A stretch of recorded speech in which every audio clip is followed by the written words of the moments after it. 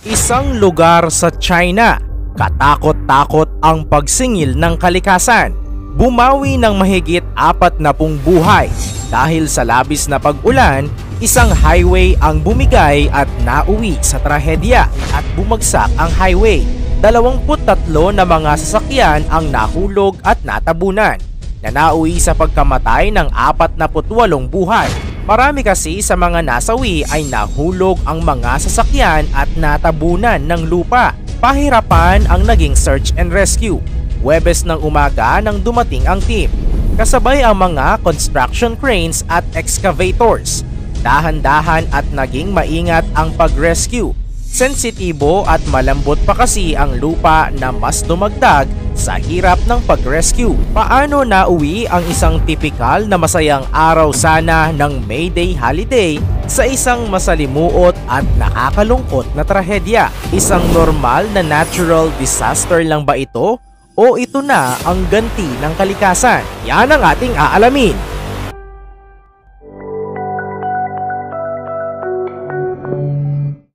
Nangyari ang mga kaganapan noong May 1. Sinimulan ng mga taga Guangdong Province ng masigla at maaga dahil sa pagsalubong sa May Day holiday.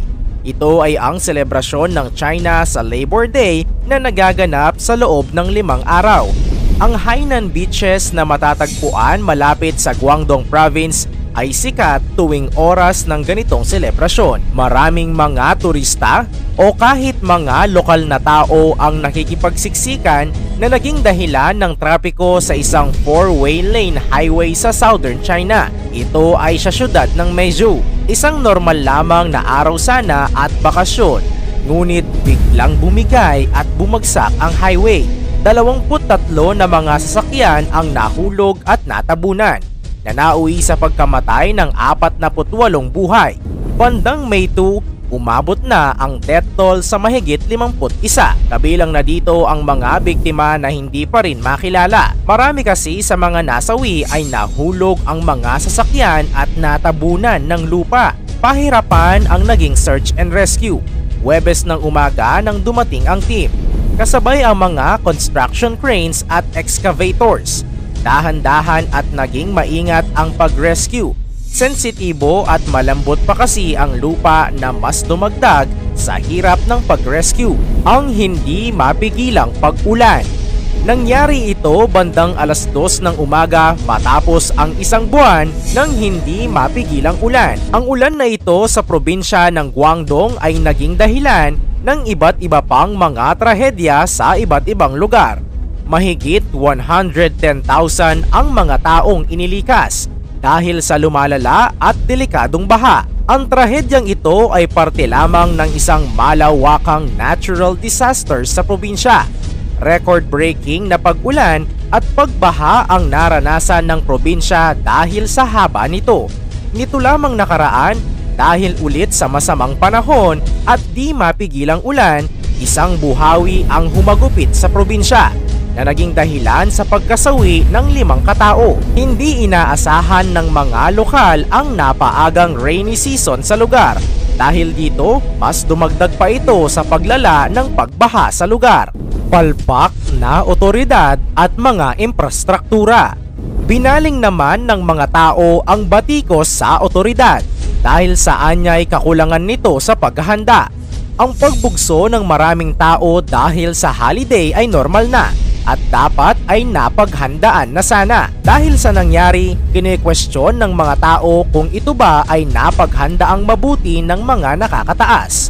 Ang malawakang pagbaha at pag-ulan ay dapat tumatak na sa lokal na otoridad dahil marami itong pwedeng peligro na maibigay. Umaksyon naman agad ang presidente na si Xi Jinping.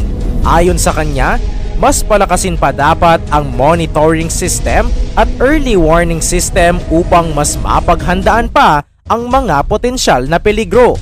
Nanawagan din siya sa mga nasa mataas na antas ng gobyerno na magsagawa ng masusing pagsisiyasat sa mga potensyal na panganib. Ito ay upang matiyak ang kaligtasan ng publiko at mapanatili ang katatagan ng lipunan. Ayon sa isang post sa X, this highway collapse with its horrific toll is just another reminder of China's neglect for safety and quality in their rush for development. Dahil sa kagustuhan ng China na palawakin at pabilisin ang pagkakaroon ng pag-unlad sa bawat sulok ng bansa, hindi na natutukan ang angkop at eksaktong kalidad ng pagkakagawa ng mga infrastruktura na nagiging dahilan sa pagkasawi ng mga tao. Ang trahedya na ito ay hindi lamang isang simpleng aksidente. Ito ay isang bunga ng mas malalim na issue sa kalikasan at sa pamamahala ng mga infrastruktura. Ang patuloy na pagbabago sa klima na nagdudulot ng mga mapanirang kalamidad tulad ng matinding pag-ulan at baha ay nagiging sanhi ng mas maraming sakuna at pagkakalugmok ng mga infrastruktura.